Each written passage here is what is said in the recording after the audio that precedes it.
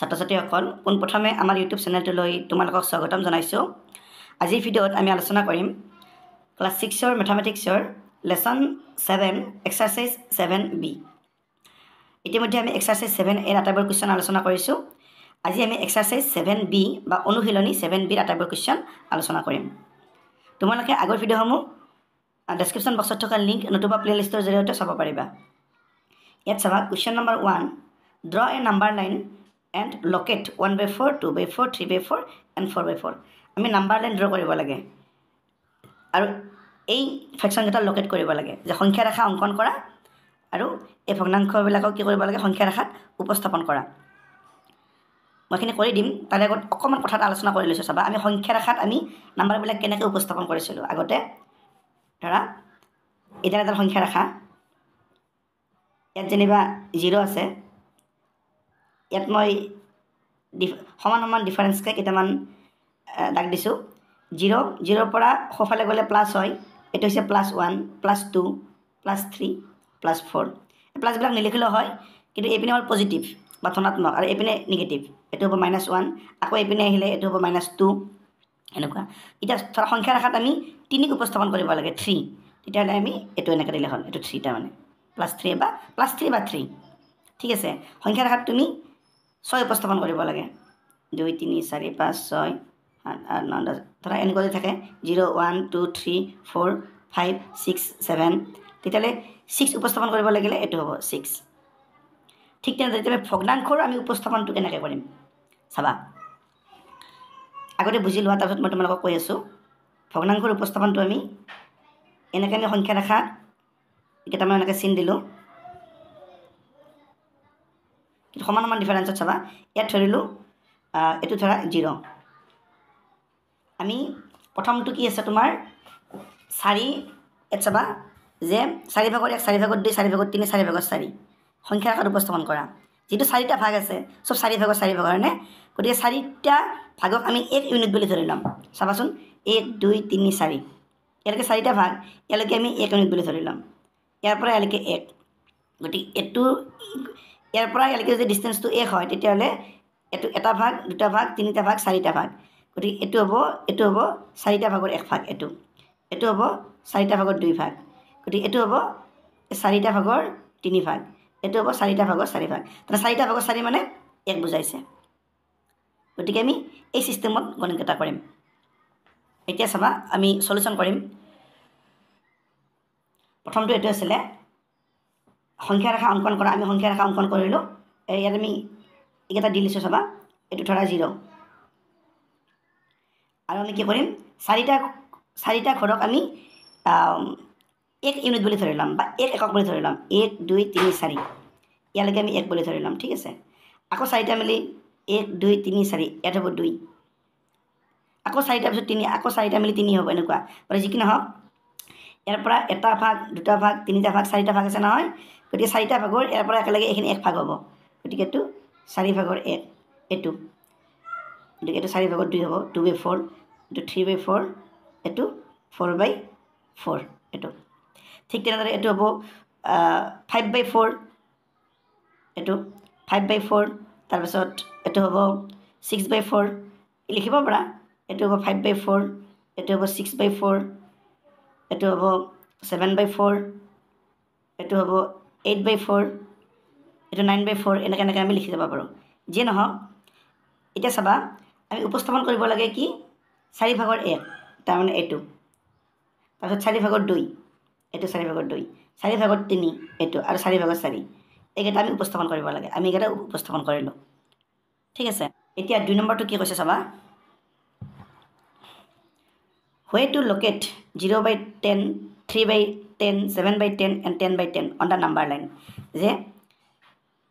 এই ভগ্নাংশকেইটা সংখ্যা ৰেখাত ক'ত পাতিবা। এইটো আমি আগতে যেনেকৈ কৰিছোঁ আমি তেনেকৈ কৰিব পাৰিম। চাবা এইটো হ'ব চলিউশ্যন 2। এইটো আমি কি দিলোঁ ধৰা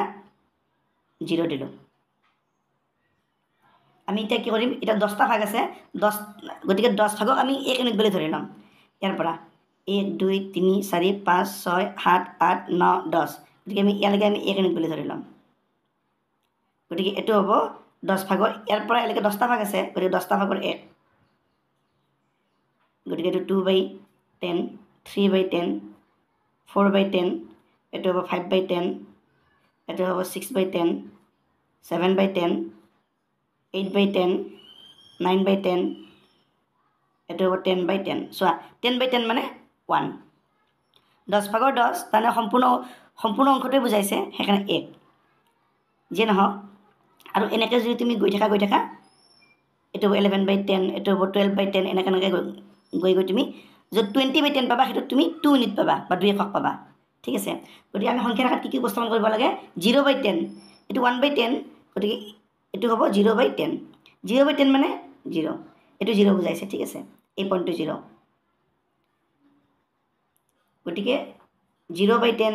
এইটো এটা পালোঁ আমি তাৰপিছত 3/10 এইটো 3/10 এইটো পালোঁ তাৰপিছত আৰু কি কৈছে 7/10 কুৱেশ্যনটোত আছে 7/10 এইটো আছে আৰু 10/10 এইটো এতিয়া কুৱেশ্যন নম্বৰ 3 চাবা draw number line and locate the following গতিকে এই নাম্বাৰ লাইন ড্ৰ কৰি এই ফ্ৰেকশ্যনকেইটা আমি কি কৰিব লাগে লোকেট কৰিব লাগে যে সংখ্যা ৰেখা অংকন কৰা আৰু তলৰ ভগ্নাংশসমূহ উপস্থাপন কৰা 3 নম্বৰ এইটো কৰিম আমি প্ৰথমতে কি আছে 4/9 আছে 4/9 এইটো ভগ্নাংশ দিয়া আছে সংখ্যা ৰেখাত আমি উপস্থাপন কৰিব লাগে তোমালোকে এই ডিফাৰেঞ্চবিলাক সমানকৈ কৰিবা গতিকে 4/9 আমি আগতে যেনেকৈ কৰিছোঁ তেনেকৈ কৰিব পাৰিম ধৰা আমি এইটো 0 দিলোঁ 0 গতিকে এইটো 9টা ভাগ কৰিম গতিকে আমি তালৈকে আমি 1 ইউনিট পাম আৰু তোমালোকে এনেকৈ পটাপট দি যাব পাৰা এইটো 1 2 3 4 5 6 7 8 9 10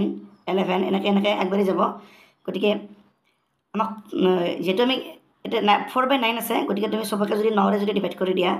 9 divided by 9 divided by 9 divided by 9 divided by 9 divided by 9 divided by 9 divided by 9 divided by 9 divided by 9 divided by 9 তেতিয়াহ'লে 9/9 এইটো হ'ব 1 মনত ৰাখিবা যেনেকুৱা 4/4 4/4 তাৰ মানে 1 10/10 আগত পাইছিলা তাৰ মানে 1 ঠিক তেনেদৰে 9/9 ইকুৱেল টু 1 তেনে হৰ আৰু লব হ'লে তাৰ মানটো 1 হৈ যায় ঠিক আছে মানে যিয়ে নহওক এতিয়া আমি কি লোকেট কৰিব লাগে 4/9 এইটো এটা আমি এটা খেৰি দিলোঁ এইটো 4/9 বুজাইছে এতিয়া বি নম্বৰটো চাবা বি নম্বৰটো আছে এইটো 4n2/3 4n2/3 4 সমস্ত 3/2 চাবা এইটো মিক্স ফ্ৰেকশ্যনত আছে বা মিশ্ৰ ভগ্নাংশত আছে এইটো আমি কিদৰে উপস্থাপন কৰিম এইটো দুটা চিষ্টেমত কৰিব পাৰা তুমি অপ্ৰকৃত ভগ্নাংশলৈ নিও কৰিব পাৰা বা ইম্প্ৰপাৰ ফ্ৰেকশ্যনলৈ নি কিনে কৰিব পাৰা নতুবা তুমি কি কৰিব পাৰা এনেকৈ ডাইৰেক্ট কৰিব পাৰিবা চাবাচোন মই কৰি দিম 4 সমস্ত 3/2 আছে গতিকে 3/2 আছে আমি 3টা ভাগ কৰিম চবকে চাবা 3টা ঘৰ মিলি আমি এটা ইউনিট ল'ম আমি এইটোকে 0 বুলি ধৰিলোঁ এইটো 0 3 আছে নহয় 1 2 3 এই 3টা ভাগ আছে আমি ইয়ালৈকে 1 বুলি ধৰি ল'ম 1 2 3 ইয়ালৈকে 2 1 2 3 ইয়ালৈকে 3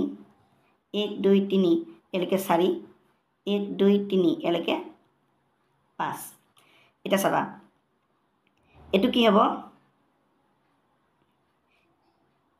ইয়াৰ পৰা ইয়ালৈকে আছে 1 হয়নে ইয়াৰ পৰা ইয়ালৈকে কিমান আছে 1 আছে গতিকে এটা ভাগ দুটা ভাগ তিনিটা ভাগ ইয়ালৈকে 3টা আছে ভাগ গতিকে এইটো হ'ব 3/1 এইটো হ'ব 3/2 এইটো হ'ব 3/3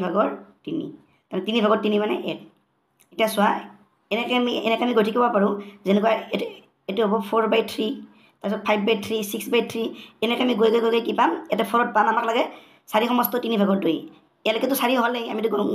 গমেই পালোঁ 4 সমস্ত 3/2 ইয়াৰ পৰা ইয়ালৈকে 3টা ভাগ আছে হয়নে 1 2 3 এই 3টা ভাগৰ 2 ভাগ লাগে আমাক গতিকে এইটো হৈছে 4 এইটো হৈছে 4 সমস্ত 3/1 এইটো আৰু এইটো হ'ব 4 সমস্ত 3/2 এইটো আৰু এইটো হ'ব 4 সমস্ত 3/3 তাৰমানে 5 হ'ব গতিকে 4 যোগ 1 = 5 হ'ব এইটো তাৰপিছত আমাৰ নেক্সট পইণ্টটো কি হ'ব এইটো এই পইণ্টটো 4 সমস্ত 3/3 4 সমস্ত 3/3 তাৰমানে কি 4 সমস্ত 3/3 মানে তাৰমানে এইটো 4 + 3/3 মানে 1 গতিকে 4 + 1 হ'ব = 5 হ'ব গতিকে আমি এইটো 5 পাম গতিকে আমাক ইমান নালাগে আমাক লাগে 4 সমস্ত 3/2 এইটো হ'ব 4 সমস্ত 3/2 এইটো পইণ্ট হ'ব এইটো 4 সমস্ত 3/1 4 সমস্ত 3/2 গতিকে এনেকৈ বঢ়াই বঢ়াই গৈ থাকিলে তুমি এইটোৱে পাবা এইখিনি যে লিখিছোঁ 3/1 3/2 3/3 তোমালোকক বুজিবৰ কাৰণে লিখিছোঁ এইখিনি নিলিখিলেও হ'ব ডাইৰেক্ট এইখিনি লিখি দিলেও হ'ব ঠিক আছে এতিয়া 3 চাবা 11/3 11/3 এইটো ডাইৰেক্ট এনেকৈ কৰি দিবা ধৰা এইটো তুমি 0 ল'লা 0 তাৰপিছত তিনিটা আছে নহয় 3/11 তিনিটা মিলি আমি 1 ইউনিট ল'ম 1 2 3 মানে এইটো হ'ব 1 বাকী যি কি নহওক আমি তলৰকেইটা আমি একেবাৰে কৰি দিওঁ তাৰপিছত আমি 3 ডিভাইড কৰি দিম 11 আছে নহয় 11লৈকে তুমি আগতে লিখি লোৱা 1 2 3 4 5 6 7 8 9 10 11 12 13 এনেকৈ আমি লিখি থাকিব পাৰোঁ যি কি নহওক চবতে /3 কৰি দিয়া এইটো 3/3 হ'লনে 3/3 মানে 1 সেইকাৰণে 1 লিখিছিলোঁ এইটো /3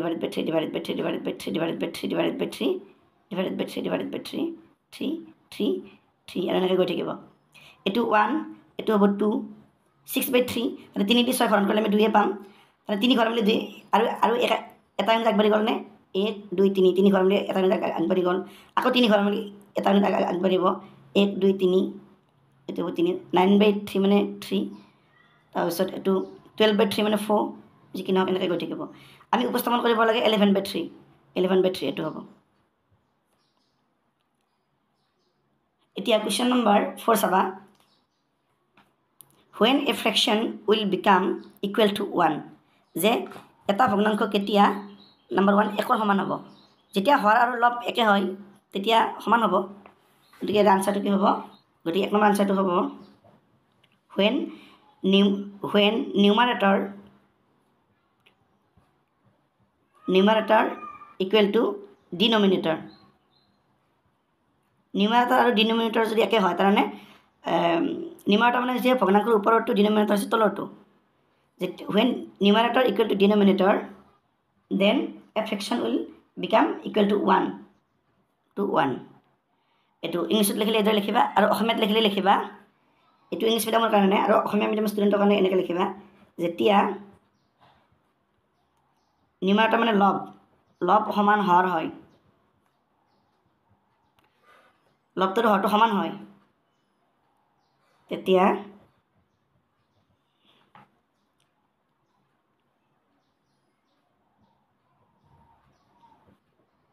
ভগ্নাংশটো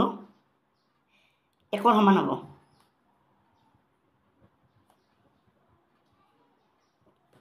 এইটো হ'ব আনসাৰ তোমালোকে প্ৰমাণ কৰি চাই লোৱা ধৰা লবটো আছে 5 হৰটো আছে 5 যেতিয়া একে হয় লব আৰু হৰ তেতিয়া ইয়াৰ মান হ'ব 1 ধৰা ইয়াৰ মান আছে 8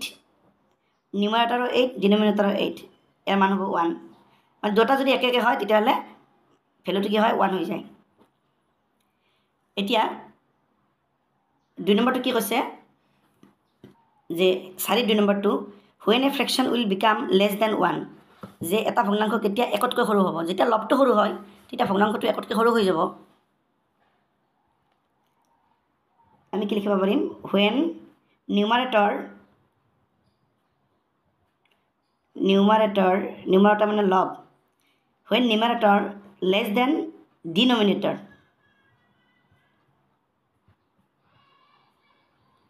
তাৰমানে ডিনমিনেটৰ মানে হৰ নিউমাৰেটৰ মানে লব যেতিয়া নিউমাৰেটৰটো ডিনমিনেটৰতকৈ সৰু হয় লেছ দেন সৰু হয় দেন কি কৈছে when a fraction will become less than 1 then the fraction will become less than 1 গতিকে অসমীয়া মিডিয়ামত লিখিবা যেতিয়া লব লেছ দেন হৰ হয় লবটো হৰতকৈ সৰু হয় তেতিয়া ভগ্নাংশটো 1তকৈ সৰু হ'ব হয়নে নহয় চোৱাচোন তোমালোকে আমি আগত জাকিছিলোঁ ইয়াত চাবা এই সংখ্যাৰেখাতে চাবা 0ৰ পৰা ইয়ালৈকে 1 গতিকে 4/4 এইটো 1ৰ সমান কিন্তু 4/3 1তকৈ সৰু যেটো বাফালে আছে আৰু 4/2 এটো সৰু 4/1 এইবিলাক সব একতকে সৰু সংখ্যা ৰেখাৰ বাফালে যিমানে যায় সিমানে সৰু সফালে যিমানে যায় সিমানে ডাঙৰ গতিকে ইয়াত প্ৰত্যেকটো তুমি প্ৰত্যেকটো ভগ্নাংশত তুমি মন কৰা লবটো সৰু আছে ইয়াতে এটোত লবটো সৰু হৰটো ডাঙৰ এটো লবটো সৰু হৰটো ডাঙৰ এটো লবটো সৰু হৰটো ডাঙৰ তাৰমানে যেতিয়া লব হৰতকে সৰু হয় তেতিয়া ই একতকে সৰু হৈ যায় Question number 5 Write 5 improper fractions whose denominators are greater than 10 তুমি পাঁচটা improper fraction লিখা যাৰ নেকি denominator তলৰটো 10তকৈ ডাঙৰ হয় যে পাঁচটা অপ্ৰকৃত ভগ্নাংশ লিখা যাৰ হৰবিলাক 10তকৈ ডাঙৰ তুমি লিখি দিয়া পাঁচটা অপ্ৰকৃত ভগ্নাংশ যিকোনো পাঁচটা লিখিলে হ'ল 10তকৈ যেটো হৰবিলাক ডাঙৰ গতিকে আমি 12/20 লিখিব পাৰোঁ এটো এটা অপ্ৰকৃত ভগ্নাংশ অপ্ৰকৃত মানে লবটো ডাঙৰ মানে লবটো ডাঙৰ হৰটো সৰু তাত আমি লিখিব পাৰোঁ 15/16 20/45 তাৰপিছত 30/55 25/32 1 2 3 4 5 আমি লিখিলোঁ ইয়াত চোৱা প্ৰত্যেকটো হৰে 10তকৈ ডাঙৰ 12 15 20 30 25 তোমালোকে বেলেগো লিখিব পাৰিবা তোমালোকৰ ইচ্ছা খালি হৰকেইটা 10তকৈ ডাঙৰ হ'লে হ'ল আৰু হৰতকৈ লবকেইটা ডাঙৰ হ'ব লাগিব তেতিয়াহে অপ্ৰকৃত হ'ব বা ইম্প্ৰপাৰ হ'ব এটো 12/20 15/16 20/45 সব হৰতকৈ ডাঙৰ আছে 30/55 25/32 এটো হৈ গ'ল কোৱেশ্চন নম্বৰ 6 চাবা ৰাইট 3 মিক্সড ফ্ৰেকশন তিনিটা মিক্সড ফ্ৰেকশন লিখা দ্য মিক্সড ফ্ৰেকশনস এজ ইম্প্ৰপাৰ ফ্ৰেকশনস আৰু এইকেইটা আমি ইম্প্ৰপাৰ ফ্ৰেকশনত লিখিব লাগিব যে তিনিটা মিশ্ৰ ভগ্নাংশ লিখা এইকেইটাৰ অপ্ৰকৃত ভগ্নাংশৰ ৰূপ লিখা মিশ্ৰ ভগ্নাংশ আমাক তিনিটা লিখিব দিছে তাৰ উপৰি এইকেইটাৰ অপ্ৰকৃত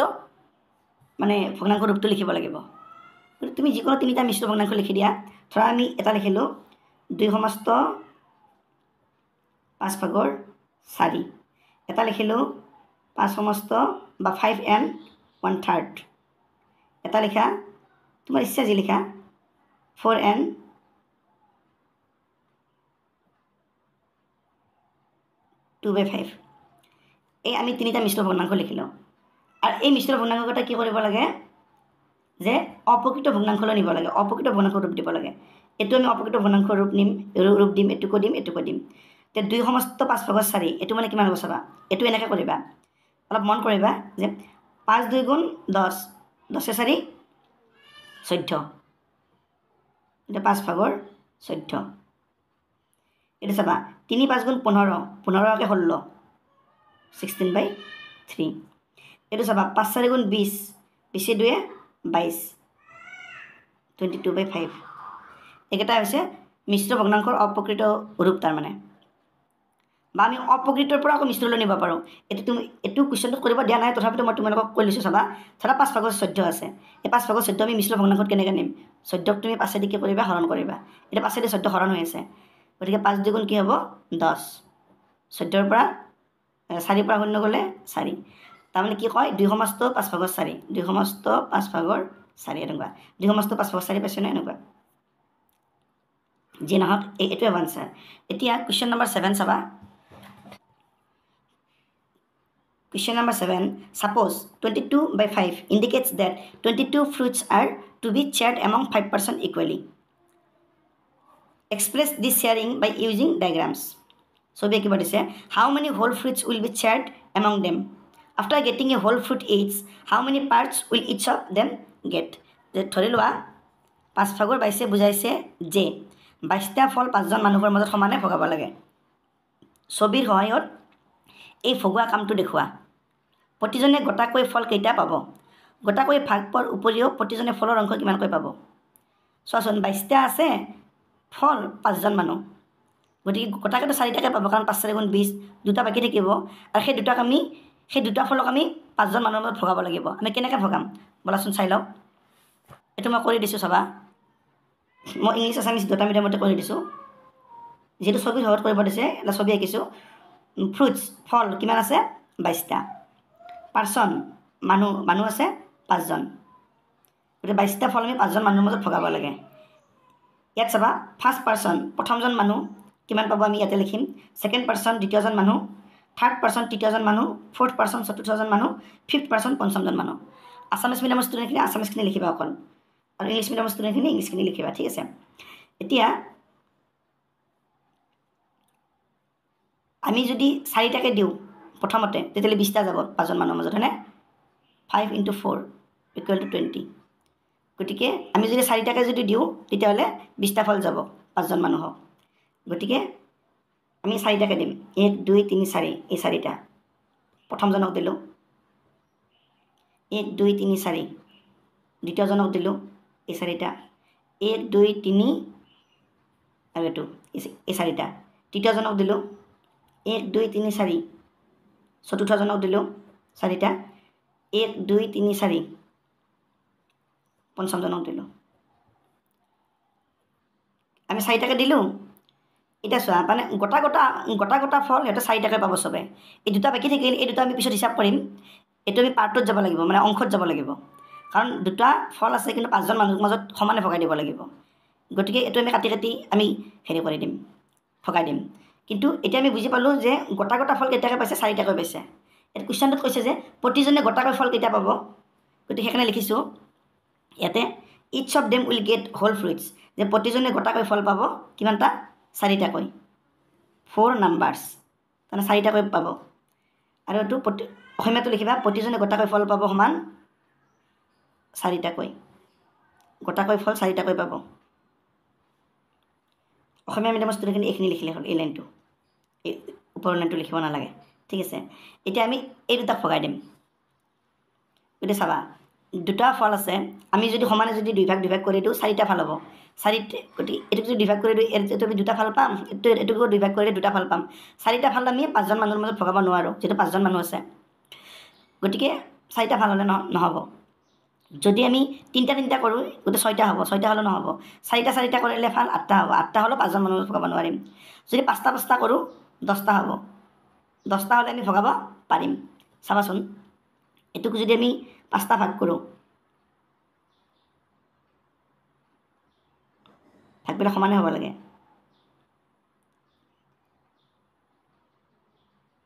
1 2 3 1 2 3 4 5 আমি 5টা ভাগ কৰিলোঁ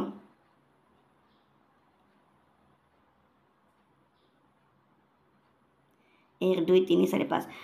এটা কাম কৰিবা মোৰ ভাগবিলাক ইমান সমান হোৱা নাই আচলতে সমান হ'ব লাগে তেতিয়াহে ভগ্নাংশ হয় 1 2 3 4 5 যি কি নহওক গতিকে আমি কেইফাল কৰিলোঁ 10 ফাল কৰিলোঁ ইয়াত 5টা ফাল আছে ইয়াতে 5টা ফাল আছে 10টা ফাল আমি 5জন মানুহৰ মাজত ভগাই দিব পাৰোঁ গতিকে 10টা ফাল আমি যদি 5জন মানুহৰ মাজত যদি ভগাই দিওঁ তেতিয়াহ'লে দুটাকৈ পৰিব হয়নে গতিকে দুই ফালকৈ পৰিব গতিকে প্ৰথমজন মানুহ কিমান পাব যিহেতু আমি দুই ভাগকৈ দিম ইয়াত 5টা আছে 5 ভাগৰ 2টা ভাগ এইটো ভাগ ধৰা প্ৰথমজনে নিলে 5 ভাগৰ 2 নেক্সট এইটো ভাগ আৰু এইটো ভাগ যেনিবা দুটাজনে নিলে 5 ভাগৰ 2 দুটা গ'ল নেক্সট এইটো ভাগ আৰু এইটো ভাগ যেনিবা তৃতীয়জনে নিলে প্লাছ 5 ভাগৰ 2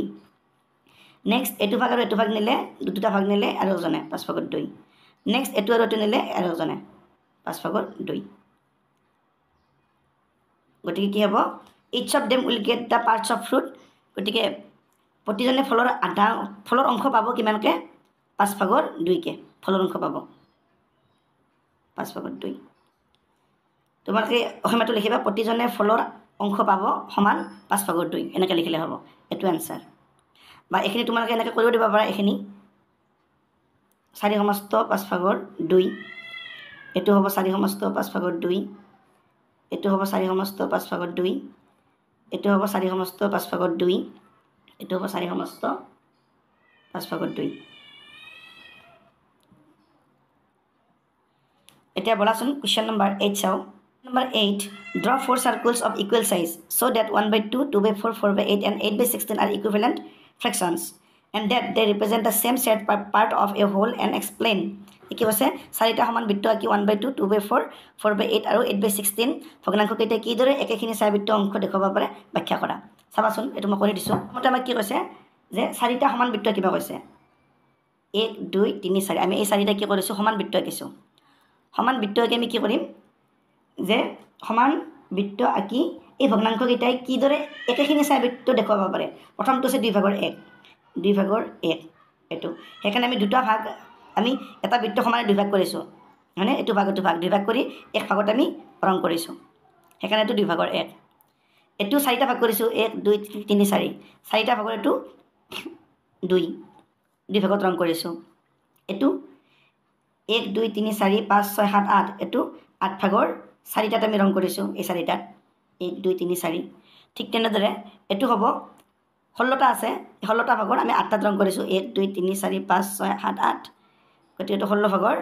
8 এইখিনি হ'ল এতিয়া কুৱেশ্যনটোত কি কৈছে ভগ্নাংশকেইটাই কিদৰে একেখিনি ছায়াবৃত্ত অংশ দেখুৱাব পাৰে হয় এই ভগ্নাংশকেইটাই একেখিনি ছায়াবৃত্ত অংশ দেখুৱাইছে এই 2 ভাগৰ একে যিখিনি অংশ দেখুৱাইছে এই বৃত্তটোৰ আধা অংশ দেখুৱাইছে হয়নে আধা 4 ভাগৰ 2ও এই বৃত্তটোৰ আধা অংশ দেখুৱাইছে এই গোটেই বৃত্তটোৰ আধা অংশ দেখুৱাইছে একফাল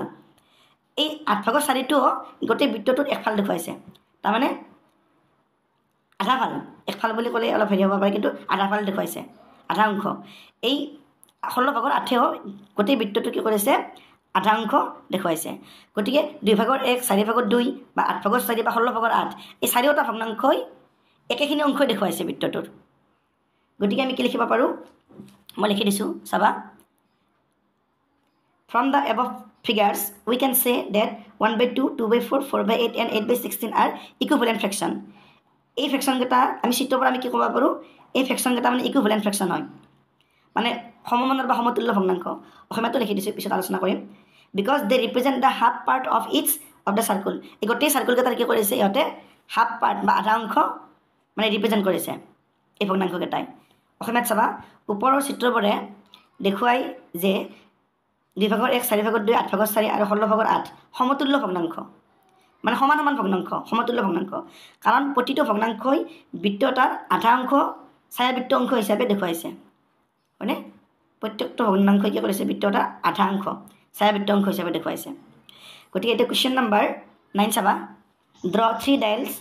of a clock of equal size as shown in the adjacent figure represent the fractions 3/4 5/6 and 7/12 on them and try to explain that they do not represent the same part of the dials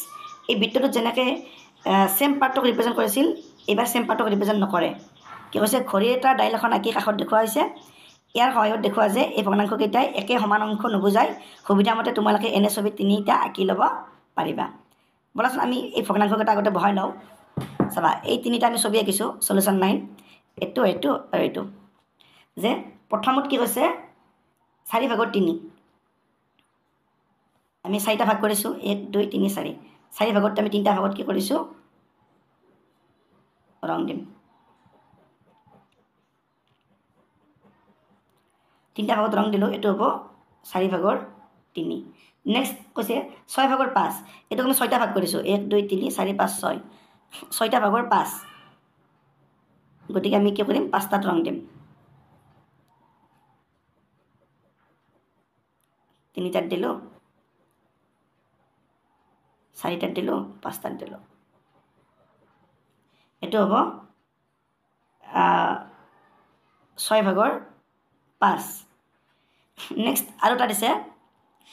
যে 12 ভাগৰ 7 ইয়াত 12টা ঘৰ আছে 12টা ভাগৰ ভিতৰত আমি 7টাত কি কৰিম ৰং দিম 2টাত 3টাত 4টাত 5টাত 6টাত 7টাত আমি 7টাত ৰং দিলোঁ এইটো 12 ভাগৰ 7 কুৱেশ্যনটোত কি কৈছে এই ভগ্নাংশকেইটাই একে সমান অংশ নুবুজায় গতিকে আমি চিত্ৰৰ পৰা গম পাওঁ এই ভগ্নাংশকেইটাই একে অংশ নুবুজায় কিয়নো চাবাচোন এইটো এটা ঘড়ী এই ঘড়ীটোত 1 2 3 4 5 6 7 ইয়াত 9 বজালৈকে আমি হেৰি কৰিছোঁ ৰং কৰিছোঁ 1 2 3 এই 3 ঘণ্টাত মানে কি কৰা হোৱা নাই এই 3টাত মানে ৰং কৰা হোৱা নাই এইটোত আকৌ এই 2 আৱাৰ্ছত ৰং কৰা হোৱা নাই 2 ঘণ্টাত ইয়াত আকৌ চোৱা 1 2 3 4 5 ইয়াত আকৌ 5 ঘণ্টাত ৰং কৰা হোৱা নাই গতিকে আমি চিত্ৰৰ পৰা কি ক'ব পাৰোঁ এই ভগ্নাংশকেইটাই একে সমান অংশ নুবুজায় গতিকে ইয়াত আমি লিখিছোঁ চাবা From the figures we can say that the fractions 3/4 5/6 and 7/12 do not represent the same part of the dials যে ওপৰৰ চিত্ৰবোৰে দেখুৱাই যে 4 ভাগৰ 3 6 ভাগৰ 5 আৰু 12 ভাগৰ 7 ভগ্নাংশকেইটাই একে সমান অংশ নুবুজায় মৰমৰ ছাত্ৰ ছাত্ৰীসকল এটা ভিডিঅ'টো ইমানে আছিলে পৰৱৰ্তী ভিডিঅ'ত আকৌ লগ পাম এটা ভিডিঅ'টো